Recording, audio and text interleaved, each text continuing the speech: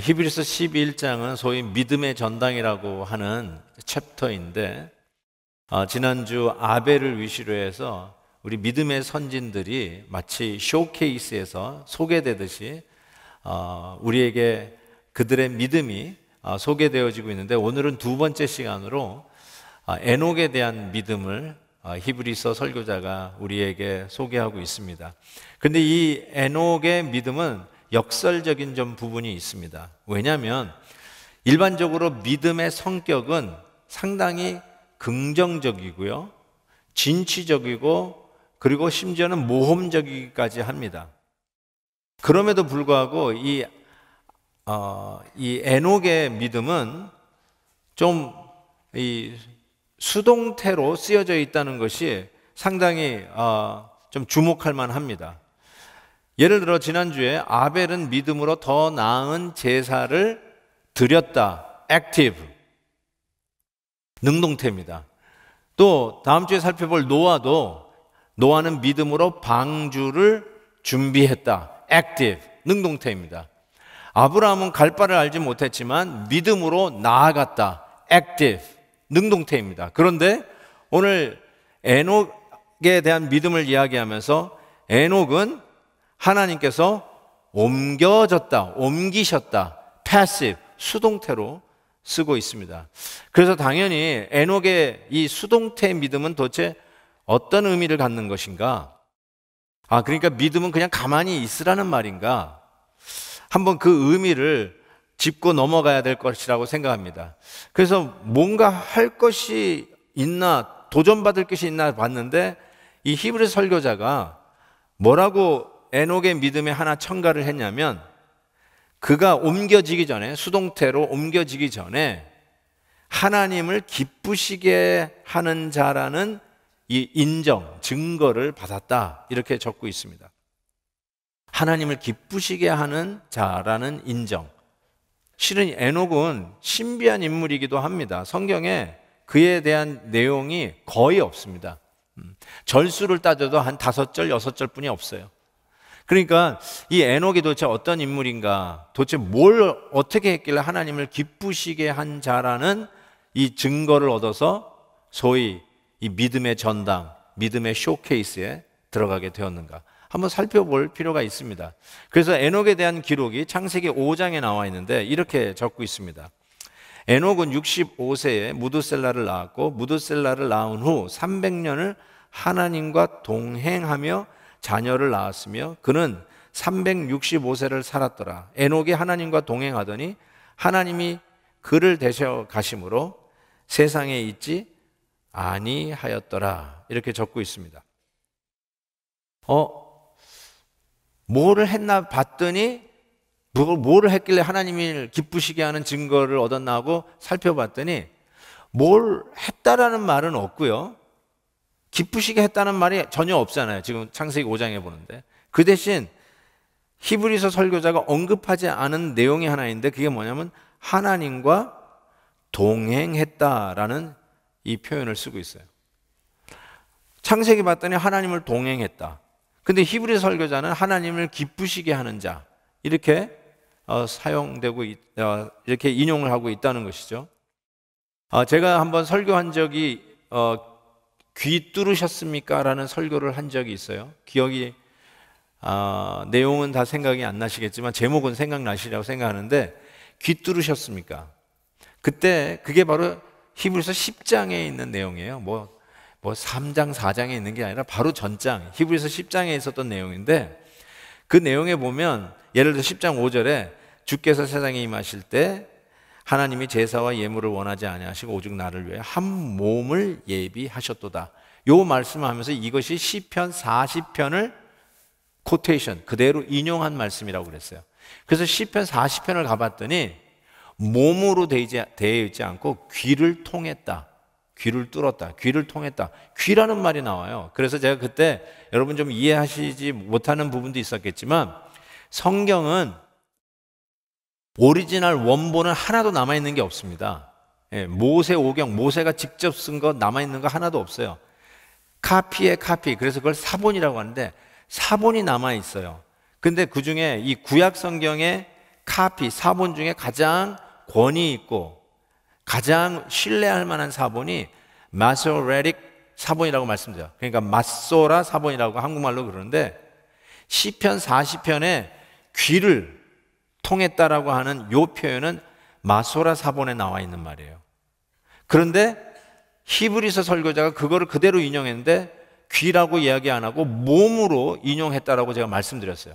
그래서 왜 그런가 봤더니 히브리 성경, 히브리어로 되어 있는 이 구약 성경을 당시 우리 유태인들 2세들이 히브리어를 못 알아듣잖아요. 이제 우리 아이들처럼 한국말 까먹듯이. 그래서 당시의 만국 공통어였던 그리스어로 이 히브리 구약 성경을 번역을 한 것을 70인 학자들이 번역했다 해서 70인경, 영어로는 Septuagint라고 하는 번역본을 말씀드렸는데 Septuagint, 70인경을 보니까 이 귀로 안 하고 뭐라고 되어 있다고요? 이 몸으로 얘기했어요. 그래서 제가 그때 귀를 뚫을 정도가 아니라 십자가에서 몸을 뚫으시는 우리 주 예수 그리스도, 우리의 큰 대사장님 예수 그리스도에 대한 설교를 그때 드렸어요. 그러면서 히브리서 설교자가 지금 참고하고 있는 성경책이 70인경, 즉 구약 성경을 헬라어로 번역한, 그리스어로 번역한 71인경을 두고 지금 이 히브리서 성도들에게 설교문을 적고 있다는 것을 우리가 알 수 있었어요. 근데 오늘 본문이 정확하게 또 하나 그런 것이에요. 어떻게 알 수 있냐면 오늘 우리가 마소라 사본으로 지금 번역되어 있는 우리 한국말 성경에는 하나님과 동행한 에녹의 삶을 얘기하고 있잖아요. 그것을 70인경에서는 어떻게 번역했나 봤더니 하나님을 기쁘시게 하는 자로 번역이 되어 있어요. 아, 역시 70인경을 옆에 두고 참고해서 설교하고 있구나라는 것을 알 수가 있습니다. 제가 여기서 한 가지만 성경 해석의 원칙을 가르쳐 드릴게요. 그것이 무엇이냐면 성경은 성경으로 해석한다는 원칙이에요.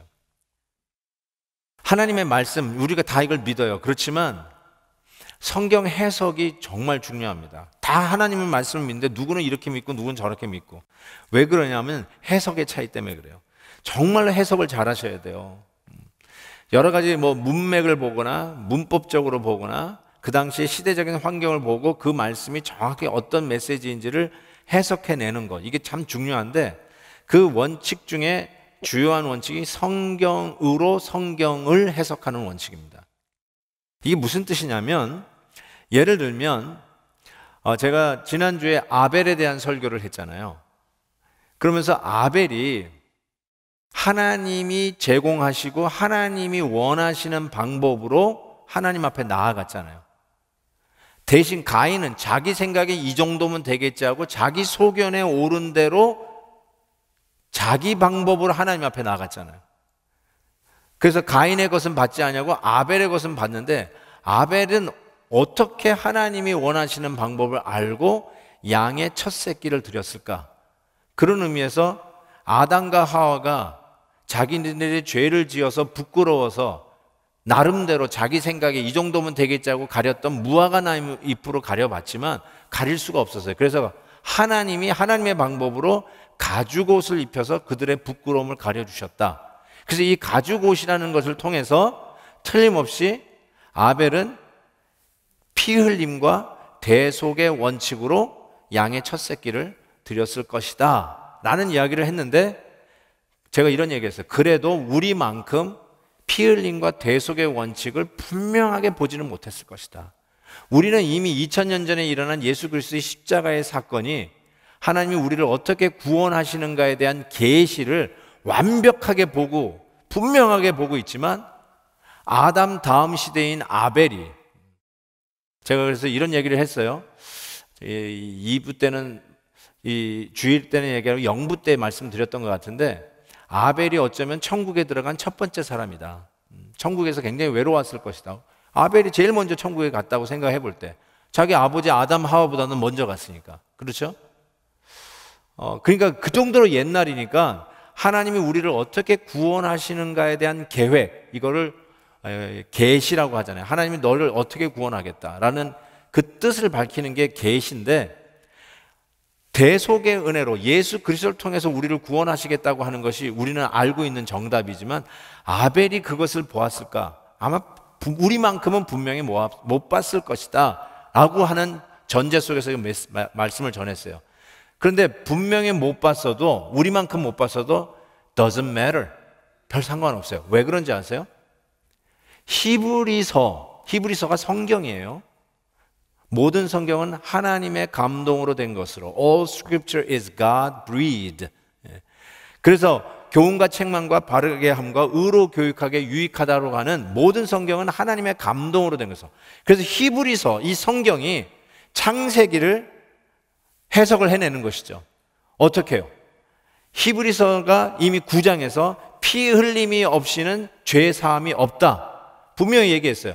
따라서 아벨이 하나님 앞에 나올 때 양의 첫 새끼를 들고 나온 것은 피 흘림과 대속의 원칙을 가지고 하나님이 제공한 방법으로 하나님 앞에 나왔다 라고 해석하는데 전혀 문제가 없어요. 왜요? 성경이, 히브리서가 창세기를 그렇게 해석한 거예요. 그대로 받으시면 돼요. 우리만큼은 못 봤다, 그래서 다른 방법으로 하나님 앞에 나왔냐? 아니에요. 히브리서 설교자가 본 대로, 성경이 본 대로 우리가 받으면 돼요. 자, 그런 의미에서 오늘 말씀도 히브리서 이 설교자가 창세기에 이 에녹이 하나님과 같이 동행했다는 말을 하나님을 기쁘시게 하는 자라는 증거를 얻는 것으로 해석해낸 거, 성경이 성경으로 해석한 걸 그대로 받으시면 돼요. 그렇다면 하나님과 함께 걸었다는 이 동행과, 그리고 히브리서 설교자가, 그리고 70인경이 번역한 대로 하나님을 기쁘시게 하는 자로 바꿔서 번역을 했는데 이게 어떤 연관성이 있는지를 생각해 보는 것이 굉장히 중요할 것이라고 저는 생각합니다. 저는 믿음의 이런 쇼케이스에 들어가려면 좀 굉장히 좀 센세이셔널한 뭔가 좀 있으면 좋잖아요.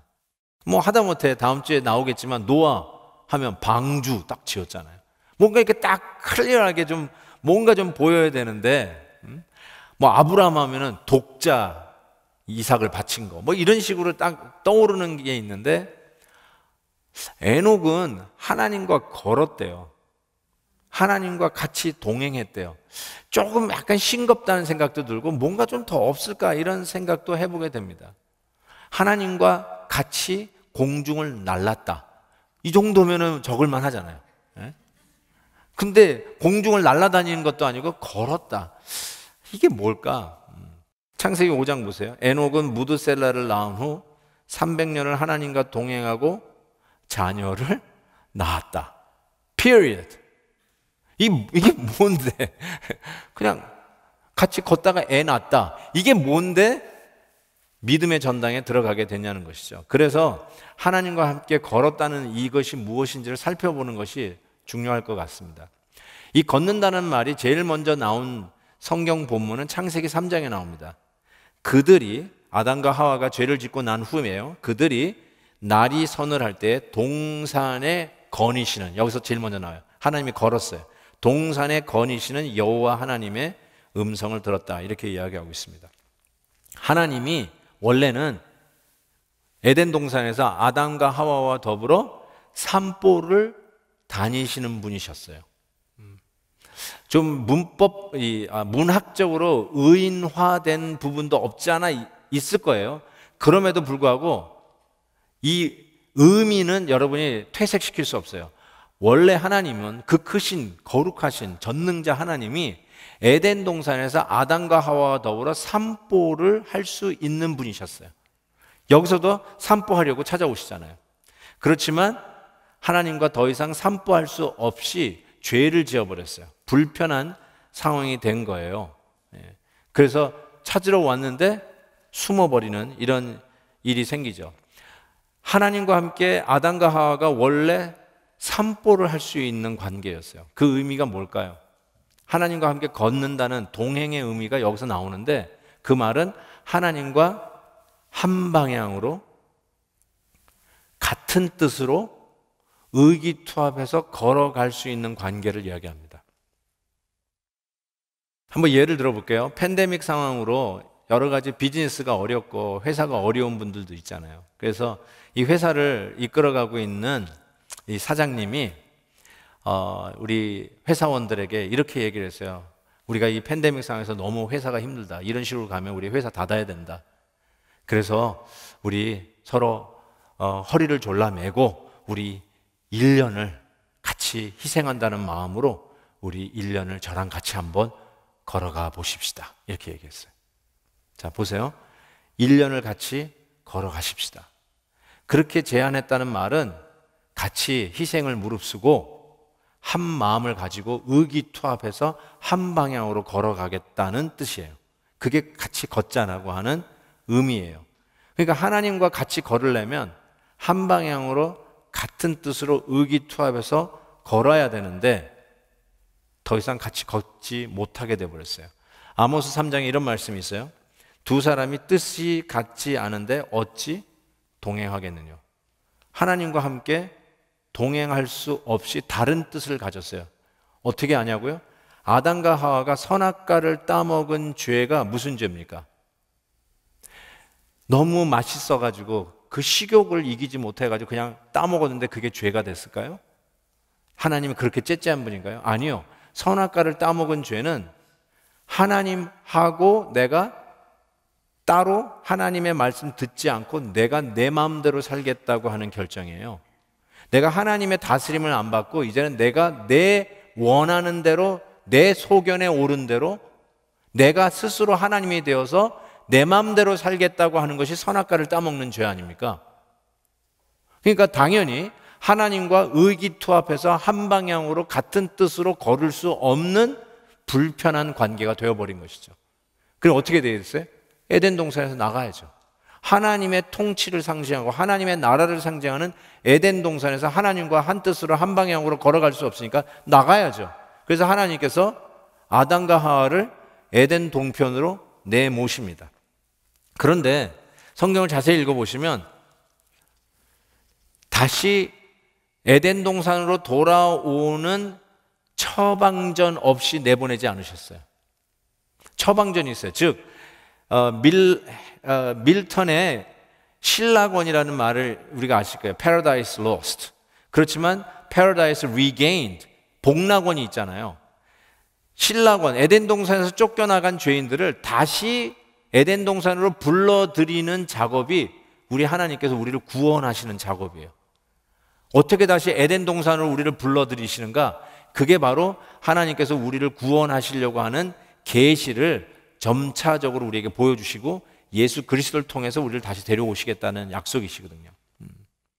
저는 항상 생각하는데 그냥 차버리고 다시 싹 쓸어버리고 다시 만드시지 이런 생각이 들었는데 하나님은 싹 쓸어버리고 다시 만드신 게 아니라 깨어진 유리조각 같은 아담과 하와 하나님의 형상을 다시 은혜의 풀로 붙여서 예수 그리스도의 대속의 은혜로 더 완벽하게 만들어서 다시 회복시키겠다. 이게 하나님의 뜻이었어요. 그래서 저와 여러분이 그 구원의 Paradise Lost를 Paradise Regain, 복락원 하는 거 아닙니까? 자, 복락원의 처방전을 가르쳐 주시고 내모셨어요. 그게 바로 원시복음이라고 하는 창세기 3장 15절인데 원시복음이라는 말은 가장 처음으로 성경에 하나님이 우리를 어떻게 구원해 내실까에 대한 계시가 적혀져 있는 것, 제일 처음으로 우리를 어떻게 구원하실지를 하나님이 그 뜻을 보여주셨어요. 그게 바로 원시복음이에요. 프리미티브 하다는 뜻이 아니라 원시적인 그런 게 아니라 가장 최초로 성경에 적혀져 있는 하나님의 계시, 구원의 계시. 그게 창세기 3장 15절인데 한번 보시면 내가 너로 여자와 원수가 되게 하고 하나님이 지금 사탄에게 이 뱀에게 하는 말이에요. 내가 너로 여자와 원수가 되게 하고 내 후손도, 뱀의 후손이 뭐예요? 마귀 이 귀신들이죠. 내 후손도 여자의 후손과 원수가 되게. 여자의 후손은 예수님 그리스도죠. 원수가 되게 해서 여자의 후손은 그 후손이에요. 많은 후손들이 아니라 그 후손은 내 머리, 사탄의 머리를 상하게 할 것이요. 게임 오버, 끝났다는 거예요. 예수님이 오심으로 십자가에서 달려 죽으심으로 사탄의 정수리를 깨버린 것이죠. 끝났어요. 게임 오버. 그렇지만 사탄은 그의 발꿈치를 상하게 할 것이다. 십자가를 얘기하는 것이죠. 그래서 지금은 게임 오버돼서 게릴라전을 하고 있는 거예요. 이미 게임 끝난 승리를 얻은 싸움을 우리는 하고 있는 것이죠. 그래서 모든 학자들이 이 창세기 3장 15절이 최초의 복음의 계시, 기록된 계시라고 동의합니다. 자, 이 처방을 받고 아담과 하와는 에덴 동편으로 나간 것이죠. 그 말은 이 말씀을 통해서 죄인들, 하나님과 불편한 관계가 되어서 같이 걷지를 못하게 되어버린 인간이 어떻게 하나님과 다시 에덴 동산에서 걷듯이 걸을 수 있는가에 대한 처방전이잖아요.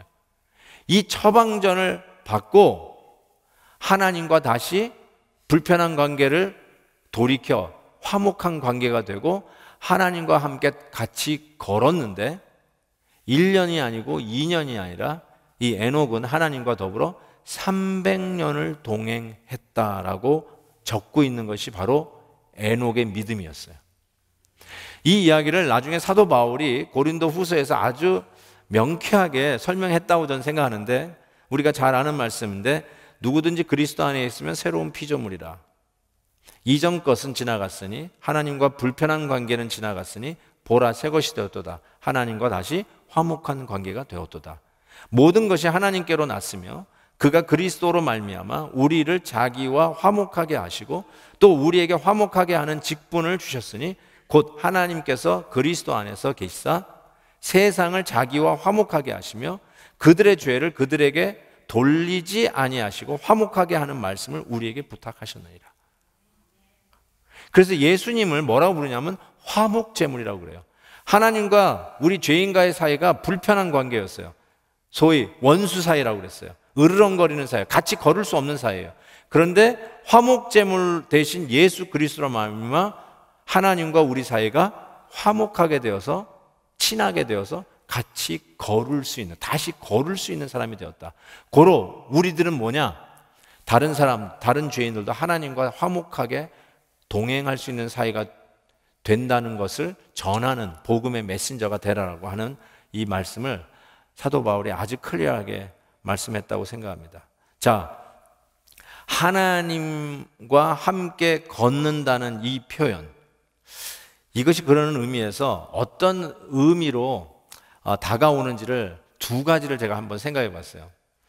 아까 얘기한 저 하나님과 함께 공중 날아다니기, 이렇게 표현 안 하고 하나님과 함께 걷는다는 것이 믿음이라고 얘기했잖아요. 저는 이거를 첫 번째로 이렇게 얘기하고 있어요. 믿음은 사람을 놀라게 하는 어떤 센세이셔널한 이벤트가 아니라 우리 모두가 매일 겪는 일상에서 필요한 것이 믿음이라고 저는 생각합니다. 그래서 걷는다는 의미의 첫 번째 의미는 저는 일상생활에 필요한 것이 믿음이다. 그렇게 여러분이 꼭 기억하셨으면 좋겠습니다. 신앙생활을 하다 보면 꼭 순교하는 일만 하려고 하는 분들이 있어요. 너무 웬만한 건 싱거워가지고 좀 뭔가 좀 대단한 거 좀 해보려고 하고 거기에 달라붙는 일이 있는데, 부탁드립니다. 순교하는 일은 나중에 하세요. 교회에서 자꾸 순교하려고 하지 마세요. 믿음은 그때 필요한, 물론 뭐 필요하죠. 공산당이 싫어요. 뭐 너 예수 부인하지 않으면 총살이다. 그때, 예, 맞아요. 여러분, 그때 예수님 부인하지 마시고 총살 당하시고 순교 당하십시오. 그때가 되면 하세요. 그렇지만 실은 가장 믿음이 필요할 때가 언제냐면 공중 날아다니는 일에 필요한 게 아니라 매일 늘 하는 일, 걸을 때 필요해요. 걸을 때, 일상에 필요하다고요. 아침에 일어나서 아이들 챙겨서 학교 보낼 때 필요한 게 믿음이에요. 남편과 아내가 어떤 일을 놓고 대화를 하는 법을 배울 때 필요한 게 믿음이에요. 의견이 충돌될 때 어떻게 이 대화를 나눌 수 있을까? 그때 필요한 게 믿음이에요. 교회에서 같이 일을 하다가 티격태격 할 수 있거든요. 의견이 일치되지 않을 수가 있어요. 그래, 너 잘났다, 니 잘났다. 교회에서도 그런 일이 비일비재잖아요. 그때 어떻게 먼저 가서 잘못했다고 그러고 어떻게 대화를 걸고 어떻게 인사를 하는지, 그때 필요한 게 믿음이에요. 꼭 그냥 50층에서 뛰어내릴 때 필요한 게 믿음이라고 그러는데 아니요. 오늘 걸을 때 필요한 게 믿음이라는 거예요. 그래서 아이들의 입장에서 생각할 때는 아이들이 아침에 일어나서 씻고 숙제하고 학교 가는 준비할 때 필요한 게 믿음이에요. 자매님들에게도 말씀드리는데 살림할 때 필요한 게 믿음이에요. 직장 생활할 때 필요한 게 믿음이에요. 뜻을 같이 하지 않는 동료들과 어떻게 하면 같이 의기투합해서 서로 으쌰으쌰 하면서 직장 일을 재미있게 할 수 있을까? 그때 필요한 게 믿음이에요. 저는 그 자매님들이 가끔 이렇게 냉장고 이렇게 청소하는데 냉장고 청소할 때 한 반 이상은 다 이렇게 쓰레기통으로 버리는 모습을 보고 너무너무나 마음이 아파요.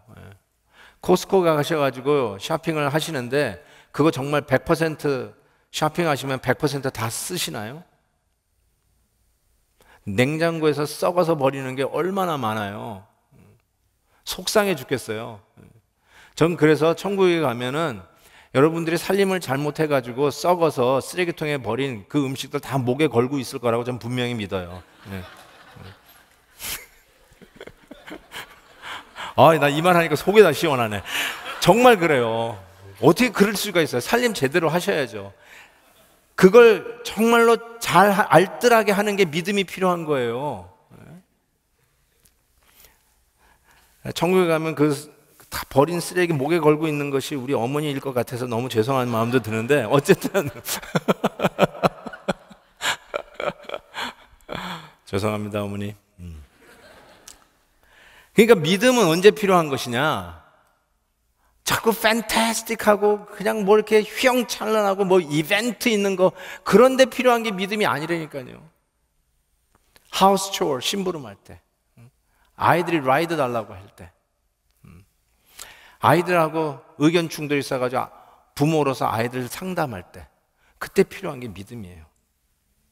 자, 걷는다는 의미는 그런 의미에서 굉장히 중요한 의미예요. 자꾸 대단한 거 자꾸 찾고 자꾸 순교하려고 하지 마세요.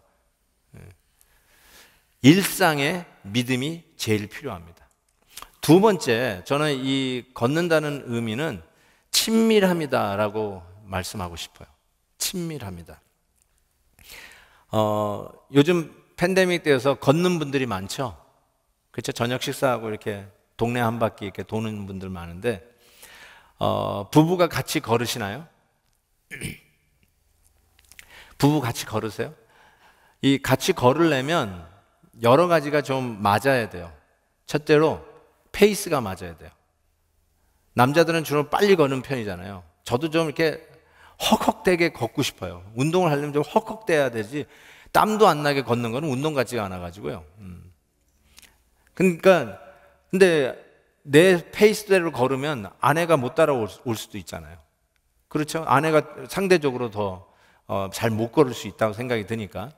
물론 바뀐 집도 많이 있지만 어쨌든 그런 경우를 생각해 볼 때 페이스가 맞아야 같이 걸을 수 있어요. 두 번째로는 요즘은 트레일도 여러 군데 있어가지고 우리 목회자들은 수요일마다 새벽기도 같이 하고 걷거든요. 그때 트레일을 찾아다녀요. 그래가지고 이 동네 가자 저 동네 가는데 어떤 트레일을 같이 갈지 의기투합하셔야 돼요. A를 갈지 B를 가야 될지 아니면 난해한 C를 갈지를 서로 의견이 맞아야 같이 걸을 수 있어요. 자, 그런데 뭐 어떤 경우는 같이 못 걷는 부부들을 보면 남편이 바빠서 나하고 시간이 안 맞아서 뭐 이렇게 얘기를 할 수 있어요. 그래서 나는 아침에 걷고요, 뭐 남편은 저녁에 걷고요. 그럴 수도 있다고 생각해요. 그런데 저는 이런 질문을 던져보고 싶어요. 혹시 부부가 같이 안 걷는 부부가 있다면 다른 이유 그만두고요. 둘이 안 친해서 같이 안 걷는 거 아니에요? 안 친하다는 말은 굉장히 완곡한 표현이고요. 둘이 싫어해 서로. 싫어해. 부부끼리 싫어해. 같이 걷는 게 싫어. 그거 아닌가요? 만약에 그렇다면 하나님과 같이 걷는 거 이거 왜 안 되느냐고요? 뭐 다른 이유 여러분 얘기할 수 있어요. 너무 바빠가지고 뭐 스케줄이 안 맞아서.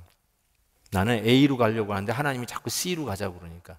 뭐 여러분 나름대로 변명이 있을 거예요. 그런데 혹시 하나님하고 안 친해서, 아니면 하나님이 싫어서 같이 안 걷는 거 아닌가요?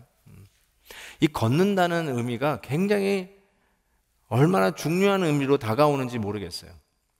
그래서 우리가 믿음으로 걸었기 때문에, 에녹이 믿음으로 하나님과 같이 걸었는데 일주일 반짝 걸고 만 것이 아니라 1년 어떻게 그냥 힘을 써가지고 걸은 게 아니라 300년을 같이 걸었잖아요. 300년을 같이 걸었다. 근데 그게 하나님의 기쁨이 된 거예요. 그게 하나님의 기쁨이 됐다는 거예요. 이제 좀 뭔가 알 것 같아요. 동행과 하나님의 기쁨이 왜 이게 연관성이 있는지 조금 알 것 같아요. 단순히 걸었다는 게 다른 뜻이 아니라 하나님과 친했다는 뜻이야. 하나님과 너무너무 좋은 관계가 됐다는 거예요.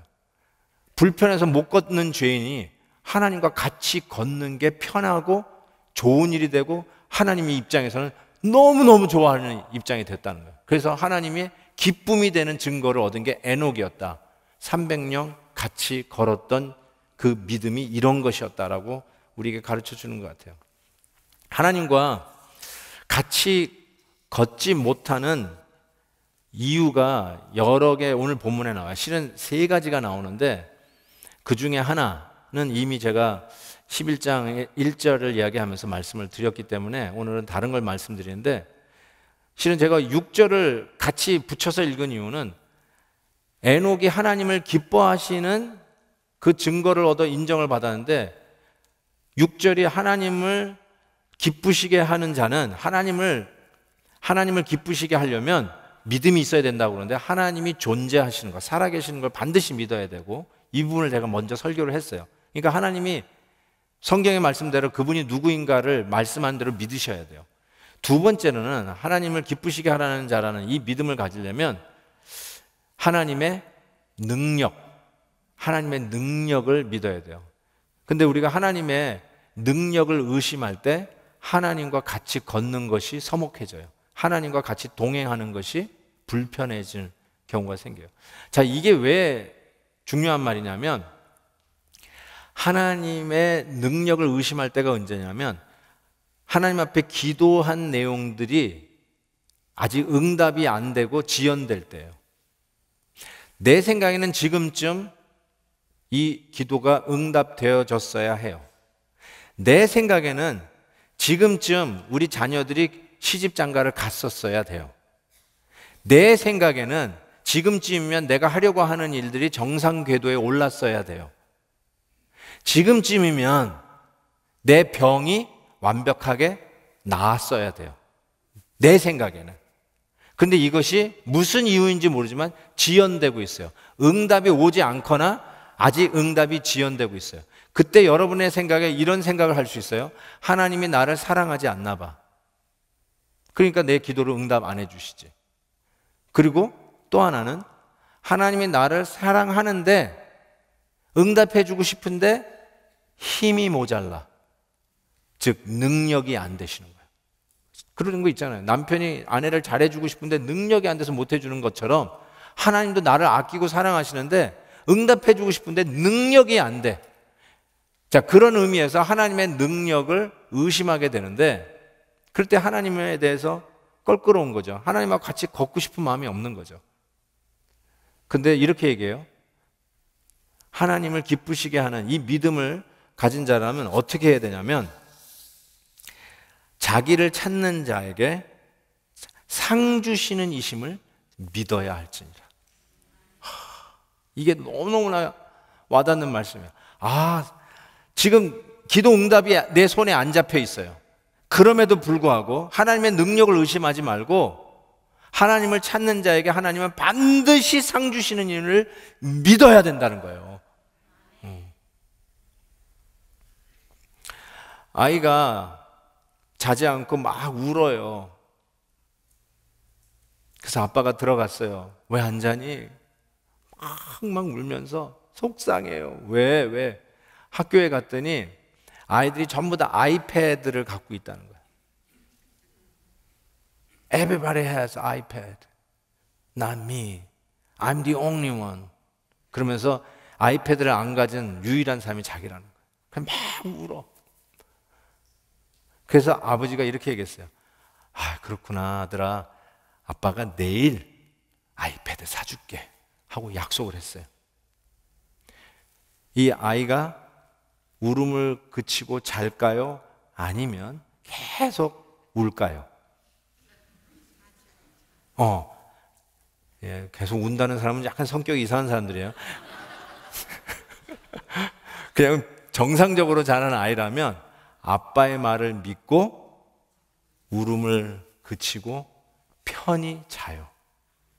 손에 아이패드가 없어요.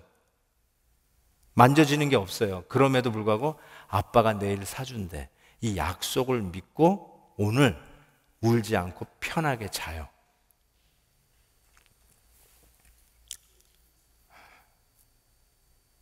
우리에게 이 믿음이 필요해요. 하나님, 아직도 손에 만져지는 게 없어요. 아직 없어요. 뭐예요 이게? 지금 몇 년째 기도하고 있는데 이게 뭐예요? 그럴 수 있어요. 근데 자기를 찾는 이에게 반드시 상 주시는 이심을 믿어야 할지니라. 우리 아이가 아빠의 말을 믿고 자듯이 믿으세요. 그래서 하나님과 다시 의심하지 말고 같이 동행하세요.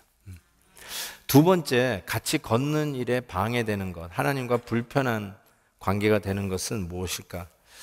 뭘까요? 하나님하고 친근함을 잃어버리는 거예요. 하나님하고 안 친하다는 거예요. 근데 그 친근함을 잃어버리는 가장 주된 원인이 무엇일까? 죄를 지어서 그래요. 여러분이 죄를 지면 그 순간에 하나님하고 친근함을 잃어버립니다.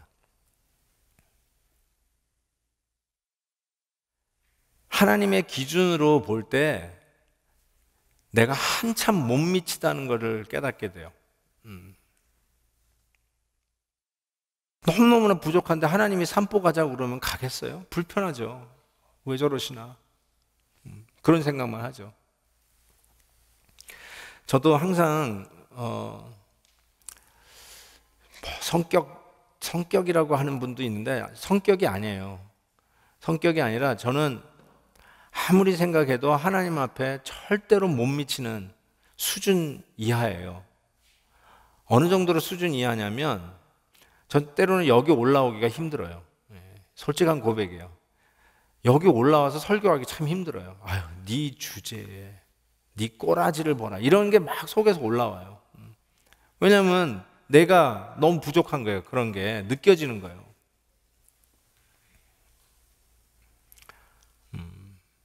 그럼 어떻게 해야 될까요? 제가 여기 어떻게 올라올까요? 결국 하나님 앞에 이 불편한 관계를 회복하지 않으면 여기 올라올 길이 없는 거예요. 그래서 하나님 앞에 죄 용서를 구합니다. 하나님, 나의 부족함이 이런데 하나님 용서해 주십시오 라고 이야기를 합니다.